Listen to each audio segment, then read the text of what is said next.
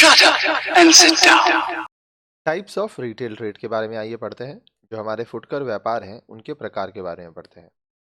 You have learned about retail trade in the previous section. अब जो student हमारे videos को लाइन से देख रहे हैं वो हमारे आगे के वीडियोस में रिटेल ट्रेड फुटकर व्यापार के बारे में पढ़ चुके हैं। इन योर विलेज और town you by products from the near by shops in small quantities.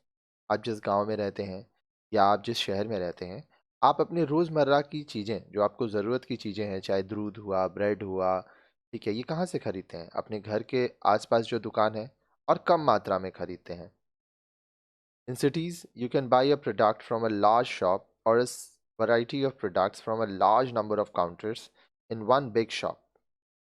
They are all engaged in retailing business. अब देखिए, जो बड़े बड़े शहर होते हैं, ठीक है, जिनको हम लोग विकसित शहर कहते हैं, वहाँ पर आप क्या कर सकते हो, एक बड़ा दुकान है, वहाँ जाते हो और बहुत सारा सामान खरीदते हो। या तो बड़े बड़े बाजार होते हैं, जैसे बिग बाज़ार हुआ, स्पेंसर हुआ, रिलायंस का आउटलेट्स है, ठीक है, वहाँ पर आप जाके बड़े बड़े काउंटर्स होते हैं, उनसे आप सामान ले सकते हो। तो ये सब क्या है? ये सब रिटेलिंग बिजनेस है। रिटेलिंग बिजनेस में आप एक पीस चाहो तो एक पीस लो, 100 पीस चाहो तो 100 पीस लो, ठीक है। We can classify the retailing business on the basis of size as a small scale, medium scale and large scale. अब देखिए आकार के हिसाब से साइज कितना है, बिजनेस कितना हो रहा है, ठीक है, उस हिसाब से जो हमारा रिटेलिंग बिजनेस है, फुटकर व्यापार, उसको हम लोग डिवाइड कर सकते हैं, क्लासिफाई कर सकते हैं, जैसे small scale, medium scale, large scale, ठीक है। On the basis of forms of ownership, it may be sole proprietorship, partnership, cooperative society और joint stock company.